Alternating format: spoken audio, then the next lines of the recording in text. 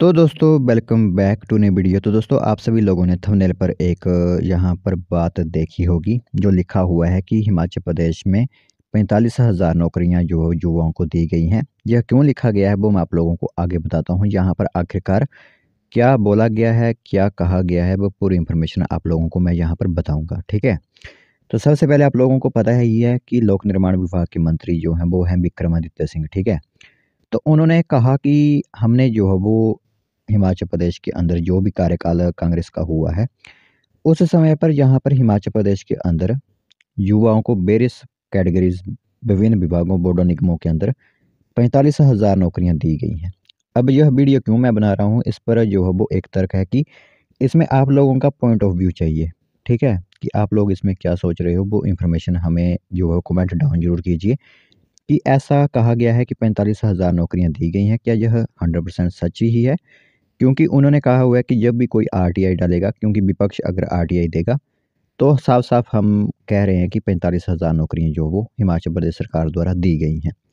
बाकी यह तो एक आप लोगों के लिए फ्रंट इन्फॉर्मेशन थी, एक इंट्रो था, इंट्रोडक्शन थी। जो इन्फॉर्मेशन मैं आप लोगों को आगे बताने वाला हूँ, वो इन्फॉर्मेशन महत्वपूर्ण रहेगी। उसी के माध्यम से पूरी बातें आप लोगों की जो है वो समझाऊँगा उसी बीच में। तो चलिए फिर जल्दी से वो इन्फॉर्मेशन देखते हैं जो यहाँ पर जानने वाली काफ़ी महत्वपूर्ण बनती है।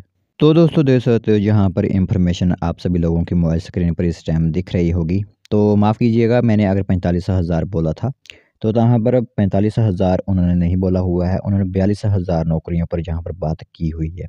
ठीक है? तो देख सकते हो कि 2 साल में 42,000 नौकरियाँ दी। विक्रमादित्य बोले आरटीआई से जानकारी माँग सकता है विपक्ष, और उन्होंने यहाँ पर आंकड़े विकसित किए हुए हैं कि किस विभाग में कितने पद मिले हैं।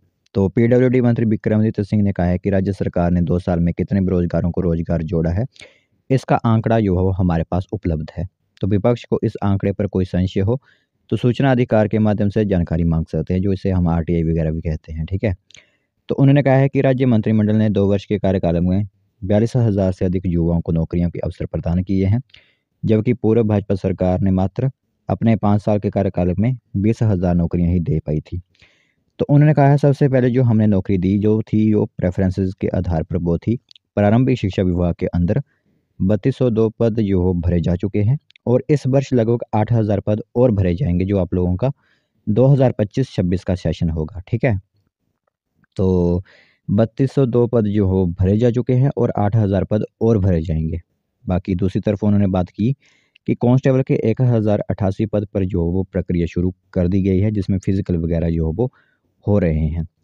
दूसरी तरफ उन्होंने कहा कि फ़ॉरेस्ट डिपार्टमेंट के अंदर जो वन विभाग है हमारा, उसके अंदर 2061 वन मित्रों की भर्ती के परिणाम घोषित कर दिए गए हैं। और तीसरी नौकरी के बारे में उन्होंने कहा, जो फोर्थ नौकरी है, उन्होंने कहा कि जल शक्ति विभाग यानी आईपीएच डिपार्टमेंट के अंदर 3,000 पद, मेडिकल एजुकेशन विभाग में 909 भर्तियां की गई हैं। साथ ही साथ उन्होंने कहा कि 530 पद आउटसोर्स आधार पर भरे गए हैं तथा 942 अन्य पद भरने की प्रक्रिया जारी रखी है। साथ ही उन्होंने कहा है कि निजी क्षेत्र में भी 25,516 भर्तियां जो हो वो की गई हैं। ठीक है? निजी क्षेत्र जो हमें कहते हैं प्राइवेट सेक्टर के अंदर। तो इसलिए उन्होंने आंकड़ा जो दिया वो कहा कि 42,000 नौकरियाँ जो वो अभी तक हम अपने 2 साल के कार्यकाल में दे चुके हैं। ठीक है? बाकी उन्होंने कहा कि जो विपक्ष है यानी बीजेपी ने अपने कार्यकाल में 5 साल में सिर्फ 20,000 नौकरियाँ ही दी। बाकी एक इन्फॉर्मेशन उन्होंने दी कि यहाँ पर जल्द फैसला लेगी सरकार। विक्रमादित्य सिंह ने कहा कि राज्य सरकार ने करुणामूलक आश्रितों को रोजगार देने के लिए मंत्रिमंडल स्तरीय समिति का गठन किया है, और समिति की सिफारिश के आधार पर ही राज्य सरकार आगामी कदम जो होती है वो उठाएगी। बाकी 443 प्रस्तावों को भी मंजूरी दी हुई है। उन्होंने कहा कि औद्योगिक प्रस्तावों को मंजूरी दी है। इससे निजी क्षेत्र में रोजगार के अवसर बढ़ेंगे। राजीव गांधी स्वरोजगार योजना के लिए 680 करोड़ रुपए के बजट का प्रावधान किया गया है। ठीक है? तो उन्होंने कुल मिलाकर यहाँ पर बातें स्पष्ट कर दी हैं कि किस विभाग में कितनी वैकेंसी है और किस विभाग में कितनी वैकेंसीज निकलने वाली हैं।